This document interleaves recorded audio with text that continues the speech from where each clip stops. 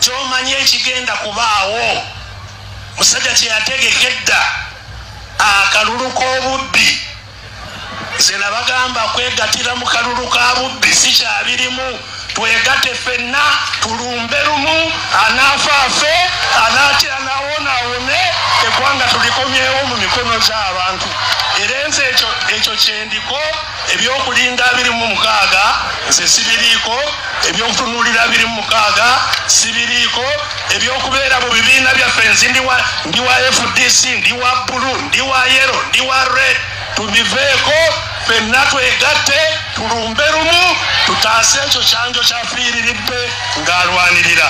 Assalamu alaikum warahmatullahi wabarakatuh.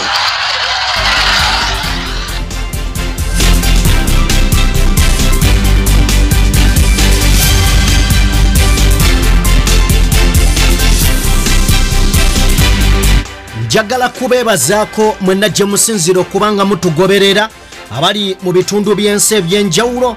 Omukutu oli ku DPTV Uganda and of course mbeera Sajjime abeera okubanga mbatuusaako ebintu eby'enjawulo. Njagala tutambulire mu buufu obwo bwennyini obwa retired Kano Kizza Besigye Warren Kifeefe. Ebigambo byennyini byayogedde ku lumbe lwa mukadde waffe amanyiddwa nga Haji Hussein Kyanjo eyakiikirirako Makindye West mu ssetteeserezo w'eggwanga Uganda. Mpuliriza ebigambo ebyo tugenda okubanga tusimba essira era njagala mbuulizeko ebibuuzo nga sinnaba nakubanga mbabuuzaako. Ampuliriza omulungi gwali ku DPTV Uganda. Dr. Retired Kano Kizza Besigye Warren Kifeefe agamba nti oba oliawo twandibadde tetulinda 2026 osobola okukkiriziganya naye ekyo kituufu naye bwe tuba nga tetulina kulinda 2026 kiki ekitegekeddwawo okulaba ng'otwala Gen.M7 tinka ekyo nga kikyali awo byonna osobola okubyebuuza ateeseteeseewo ki ye kyagamba nti kino kyagenda okuba ng'atwala Gen.M7. Abaffe Retired Kano Kizza Besigye Warren Kifeefe azze avuganya gavumenti ya Mwami Museveni okuva mu mwaka gwa 2000 gye myaka avuganyiza emyaka egiwerera ddala 20 bye bisanja bina ng'avuganya Mwami Museveni abadde mu kalulu. Ekibuuzo kyange kiri nti lwatandise okulaba leero nti no tasobola genda. Yes, tukkiriziganya nti gavumenti ya Mwami Museveni tetujagala ffenna nze naawe ampuliriza wandibeereyo abajagala niyo olw'ebigendererwa byabwe biri awo. Njagala twebuuzeemu ekibuuzo nti kiki ekigenda otugatta, kiki ekigenda okutugatta tufune kozi etugattira wamu mu ssente emu omunyarwanda omunyankole n'omutooro n'omukiga nange omuganda okusobola okuba nga tufuna kozi etugatta okuggyako Mwami Museveni. Omuntu bw'aba avaayo buviina agamba nno tugenda kuggyako Mwami Museveni gwe tolinda kalulu. Yes, nange sikalinaamu ssuubi naye njagala okwebuuzaamu ebibuuzo nti gwe okozeewo kyokulaga nno tulina obumu nga bwe nze mbategeeza nti Gen. Yoweri Kaguta Museveni kino ekintu yakikola dda, yakikola mwaka gwa 2007 nga tuvudde mu kalulu ka mwaka gwa 2007 yes nga tuvudde mu kalulu ka 2026 mu 2026 Mwami Museveni we yarealizingira nti bano abantu we beegatta bajja kunkuba n'ateekawo tumenyamenya. Ampuliriza ebigambo bya Retired Kano Kizza Besigye tugenda bigaziyano birambulula okusukka ku ekyo kyayogedde. Ddala kisoboka nze ndowooza kiyinza okuba nga kibulamu. Mbaanirizaako mwenna gye musinzira okubanga mutugoberera abali mu bitundu by'ensi eby'enjawulo bannayuganda abasinzira ebweru w'eggwanga mbalamusizzaako ne mbajjukiza nti omukutu oli ku DPTV Uganda and of course ono ye Sajjime. Nja kukusaba genda maaso n'okubeera ng'owa video yaffe like mu ngeri y'emu, genda maaso n'okubeera ng'osubscribinga. Njagala kubategeeza nti abatuteekamu ssente ye Haji Abudungabo ono mulombi wa dduwa munoonyeeko akozesa Kurani okulaba ng'ateereza ebizibu ebikusumbuwa mu ngeri y'emu. Tutambula ne Alihila Holdings Uganda Limited bano bakabaka mu kuzimba amayumba, okuteeka amasannyalaze mu njuyo, okuteera amazzi mu nju mu ngeri y'emu n'okuzimbira toyi eziri ku mulembe abanoonyeka ba Alihila mu ngeri y'emu. Tutambula ne Kauka Derrick Investments Uganda Limited bano bo bakuguka mu kukola obuyinja obw'omulembe obudesigninga ennyumba neerabika bulungi. Magida mukwano gwange nakutegeezezako nti wa video yaffe like nga wakatwegattako genda maaso n'okubeera ng'osubscribinga. Njagala tutandikirawo mukwano gwange atutegeere ebigambo nga bwe bitambula mu ggwanga n'okwetooloola ensi yonna.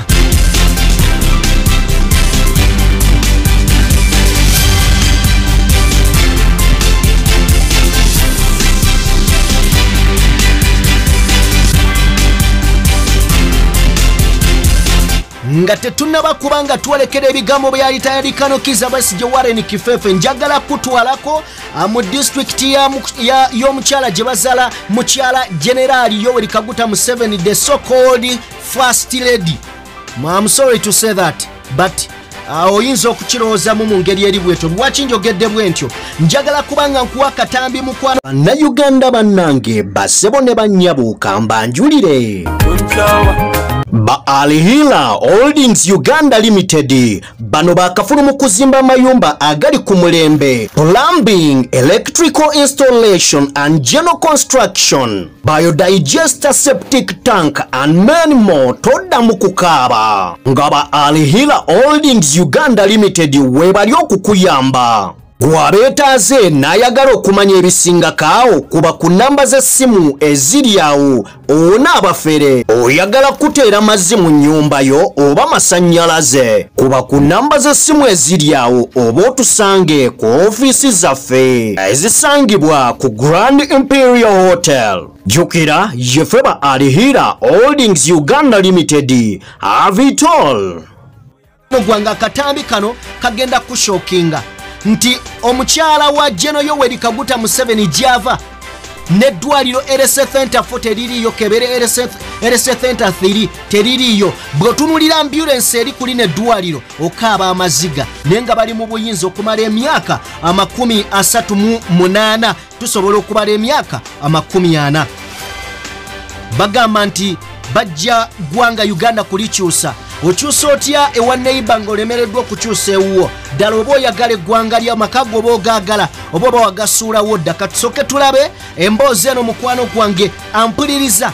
Njagala otunuulire ambulance gye bagamba ambulance ey'eddwaliro lino, otunuulire garagi gye baggulawo okulaba ambulance eno. Njagadde nkusoosa eno otegere kiki kye tugenda ogendako mu maaso wali ekyali tayali koroneri Kizza Besigye Warren Kifefe mukwano gwange. Ayaya kale kankuwa katambi kano then tuveewo atuseetule emboozi munna Uganda. Yes, Chair. Mama provided our ambulance, but is now totally off. Which ambulance? Come on, you show me. Wow. So this is the garage for the ambulance? Yes. Wow. So it was helping people from here up health center 2 to health center 3. Wow. No. Wow. So this is the ambulance. This is the ambulance that was provided by Mama. Wow. It was donated by the First Lady. Wow. So basically, wow. Okay, interesting. It was donated. Kati gwe agenda maaso n'okuba ng'ompuliriza era ng'owagira gavumenti ya Tibahabulwa Kaguta Museveni, naffe twandibeera munnange yetutwala tetujja kukiwakanya. Naye njagala osinziirawo ompeereza obubaka mukwano gwange ŋŋambe ekyo kye mwagaliza eggwanga, ekyo kye bayita okuzimba eggwanga. Abaffe bw'aba tasobola kuzimba waabwe gy'ava asobola okuzimbira abantu ab'ewalala. Abantu abamu bwe tuwogera ne tubaako obaolyawo bye tukwata twogere ku gavumenti, amuvayo ne mututegeeza nti obaolyawo ate tumanyi ggwanga lye bali bikoledde, tetumanyi bakulu bano bye bakoledde eggwanga. Tunuulira amakubo.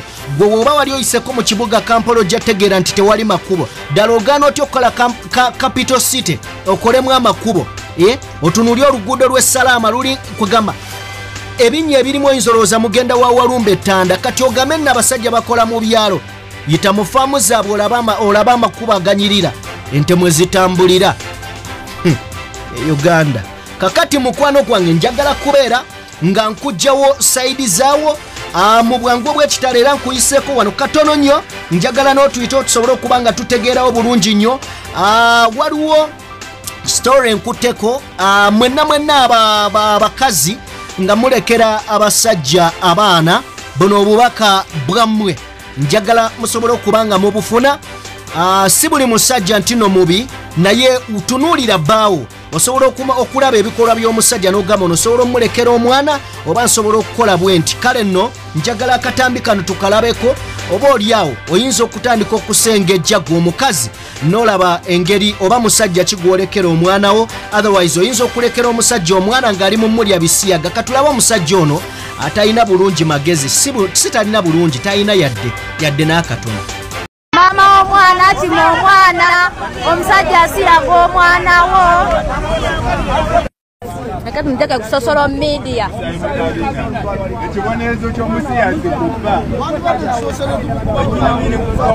omwana ayinza okyovaayo ekyenda for no reason. We want justice for that child banange.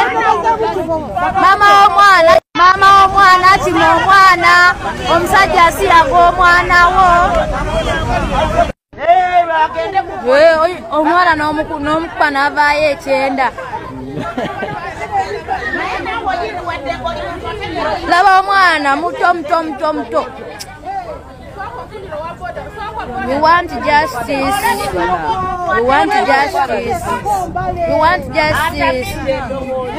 Tatamidde buli lunaku amucunya nga tulaba buli lunaku acunya omwana oyo.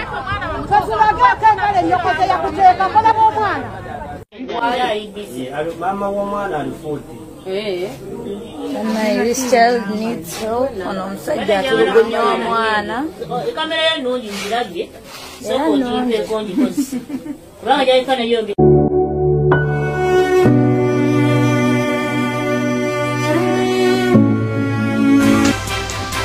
Gye buvuddeko twalaba minisita w'ebyettaka amanyiddwa nga Mayanja musajja Muganda yavaayo n'ategeeza Ssaabasajja Kabaka wa Buganda Ronald Muwenda Mutebi owookubiri n'amugamba nti gwe Ssaabataka naye okumanya nti nno oba oliawo toyina kyoli bwe walwala wano mwami Museveni yakwata ensimbi ezaakuyambako genda ebweru w'eggwanga okujjanjabwa ebisajja ebitumbaavu nga bino mbwe naye bamuwa obwa minisita.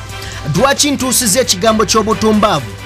Waliwo namukadde gwe ngenda okuba nga nkuwa katambi mu maaso awo osobole okuba nga naawe okekkaanyako. Namukadde ono mukazi mukulu ali mu myaka nga 95 bamugobye ku ttaka n'ekiki ekiri fane.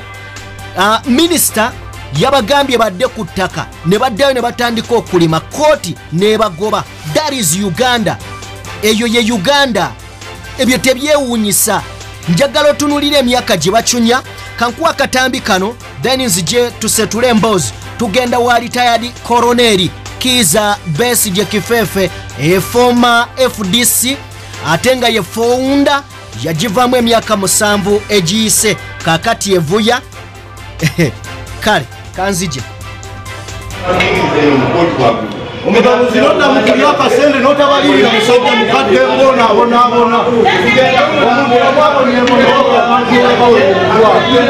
baako kuva waggulu nga tuvudde wano ku kooti tetugenda kuva ku bibanja byaffe oba tebaagala kyonna bakikole. Sisobola kuddayo kusula ku buko nsuze ku buko okumala emyaka 9 muwala wange gye yafumbirwa gye mbeera sisobola kuddayo ku buko nja kudda mu kayumba oba kabbaati ke nazimbe kasisira mwe masula oba sikulima nja kubeerangawo nga nebaka mwawe walina ebijja by'abataata bange ne jjajja wange babaziika baganda bange bonna we bali kakati omulamuzi atugambye tetuddayo minisita yatuwa ebibanja byaffe tubeereko kakati eraze bannange simanyi kyakukola muliranga negiye enguzi eri mu ggwanga muno enguzi eri mu ggwanga minisita atudiza ebibanja kitegeeza minisita atudiza byoya byasa bannange mutuyambe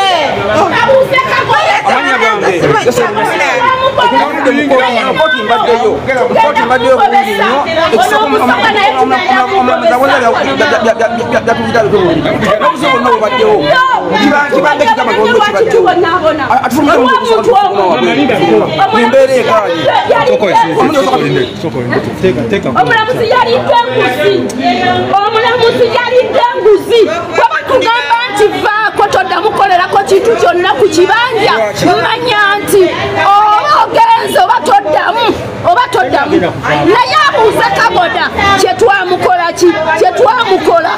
kyababuuza ekyenjagala okubuuza era njagala okubeera omwerufu kubanga mbadde mu kkooti naye mbuuza minisita Mayanja omulimu gwe bamuwa lwaki kkooti egwisaamu amaaso nga minisita Sam Mayanja yatuuza ku bibanja byaffe ate ne bagamba muveeko olwo kyeki ne RDC ne batuzaako ekiwandiiko ky'abawa pulezidenti ne batuzaako esawa yakakati banyomye bakama baabwe batugamba mufulume batugamba mufulume lwaki munsi yaffe nga batubonaabona abekakaba kitaffe ebibanja bya kitaffe kwe baabasiika ne bajjajjaffe tubonaabona bubonyibonyi naye buli omu yenna kabeere mwana wakako kabeere mukazi we agenda kifiiringa okuva ku baana ba Kigundu Moses kata tujja kabira bweru nga ye Kigundu ali wali wa Musenda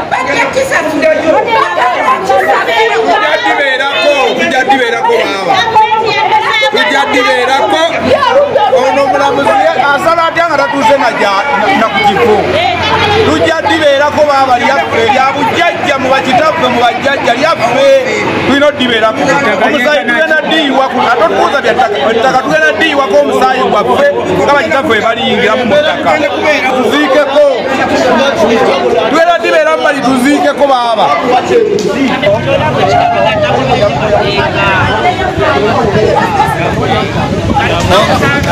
mukulikeeyo atambyaku eyo ye Uganda tekyewuunyisa gwe bw'olaba nga babba ettaka ly'abantu n'otakitwala sirias njagala kutegeezako mukwano gwange nti linda kijja ewuwo oli kinyumiza abantu abalala nga kimaze okutuuka ewuwo njagala tugenderewo straight ewa retired koroneri Kifeefe Besigye. Yes, Kizza Besigye twabadde mulumbe jwa omugenzi mu kiseera kino amanyiddwa nga Haji Hussein Kyanjo. Haji Hussein Kyanjo yatuvaako olunaku lwali dwa mukaaga era olunaku olw'Essande n'agenda maaso n'okubeera ng'oboolyawo awummuzibwa mu bitiibwa. Njagala kutegeeza kampuliriza wenna retired koroneri Kizza Besigye yasinziira mu kufa kuno n'abaako ebigambo byayogera byendowooza nti bituufu newankubadde waliwo byembuusabuusa twakimbibuusabuusa. Besigye yagamba nti mu kiseera kino ng'eggwanga lifiirwa abantu nga Hussein Kyanjo tusaanidde okwetunulamu nga bannayuganda nga tuvudde ku political parties oyo awo mutuufu. Ebibiina by'ebyobufuzi tuyinza okulowooza nti tebiina makulu oba olyawo. Ne retired Kano Kizza Besigye yayongerayo ng'atugamba nti twandibadde tujjawo colors ze tugamba nti eno color red, blue, yellow n'ebiringa ebyo ne tufokasinga ku ki ekinunula eggwanga. Mwami Museveni afutubadde ku bannayuganda emyaka emiyitirivu.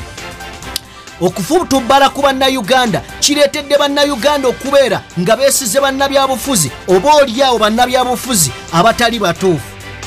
Retired Kano Kizza Besigye yayongerako n'atugamba nti ye mu kiseera kino takyayagala na kuwulira agamba nti 2026 bagenda mu kalulu. Tayagala na biwulire ye tabirinako. Retired koroneri Besigye yayongerako n'agamba nti oba olyawo twandibadde twekwata ekirindi ne tusalira wamu amagezi okusobola okwejjako olunnabe lwa mwami Museveni. Njagala kubajjukiza tutambula ne Haji Abudu Ngabo ono mulombi wa dduwa munoonyeko okusobola okuba nga ofuna obujjanjabi ng'ayita mu Kurani mukwano gwange. Njagala tusobola okuba nga tweyongerayo.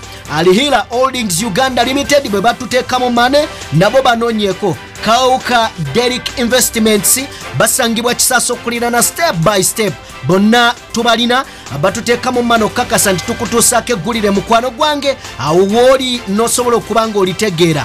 Ate ne liyita ku mukutu ogumanyiddwa nga DPTV Uganda nga Sajjime nze ndiye mabega w'omuzindaalo okuwomeseza ebigambo awamu n'okubitegeera obulungi Bobi nnyonnyola. Retired koroneri enteesa ye teyali mbi, according to me teyali mbi, naye wawenjawukanira ne koroneri. Eggwanga Uganda terigenda kuva mu bbanga kulwana nedda. Bannayuganda togenda keera ku makyanga nsolosozi nti ekulumya olwane. Weetaaga cause, weetaaga ensonga lwaki olwana. Ogenda kulwana ng'osinziddewa. amawanga getugamba agalwanye oba agejjeeko badikiteta mawanga gasobodde ofuna cause like Somalia bava ku mugaati gubagatta kubanga engano ewaabwe yeekola omugaati gwabagatta ne beunitinga ne bajja Bashiri ne bamujjako kakati mu Uganda mwenga mwetemyetemye omunyankole akulaba bulala omuganda atunulya bubi omunyankole omukigalooza mwe mwatwala ebifo byammwe omunyarwanda agamba bajja tugoba omukongo nga refugee ali wano agamba Kyagulanyi wanaakwata eggwanga ayinza otugoba okwegatta weekulyawo kano Kizza Besigye ndaba nga point ebeefuddaawo eyo ndowooza yange asajime nze nno ndowoozaamu bifo nga tetunnaba kulowooza kugenda kulwana Sekinoomu bwe tugenda Sekinoomu okuttibwa uko weekuli ate banattayo 12 abalala nga tuddeeka twetaaga cause egendo tutwala ku kulwana oba okununula eggwanga cause ogyetaaga nga tonnaba kusudiya abantu nabba bugumya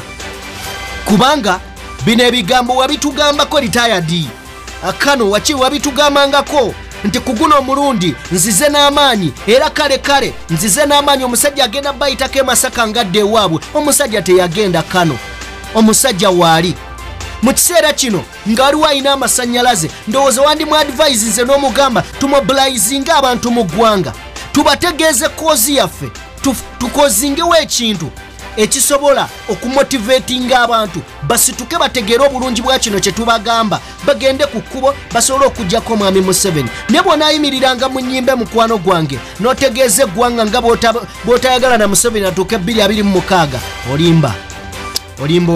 olimba nkubuulira olimba kale nno mukwano gwange gwe simanyi ndowoozayo ampuliriza ntegeeza ali ku DPTV Uganda simanyi kiki kyolowooza ku nsongero but I would like okuwulira ku ndowoozayo genda mu comment section ontereyo obubaka oŋŋambe gwe kiki kyolowooza owulira nga mwami Museveni musobola omweyimbamu Sekinoomu musobola omweyimbamu akambawo example Ssaabasajja Kabaka we baagaana Katikkiro ogenda e Bugerere Abaganda si be beekalakasa bokka n'abasoga n'abalinga abo abalala nabo beekalakasa lwaki bwe bajjawo Obwakabaka bwa Buganda n'abalala bagenda kati gwe bw'ogamba eggwanga libulwe cause erireeta mu kwekalakaasa ogenda bagamba ki labanga atalina nze ky'oŋŋamba kujjako abampuliriza njagala kubateera wano mbajjukiza kubanga muwa video yaffe like mu ngeri emu n'okubeera nga musubscribing ategeeza bakatwegattako nsaba Mukama Katonda omulungi ow'ekisa takuumira mpeera abankuumire mubeere bulungi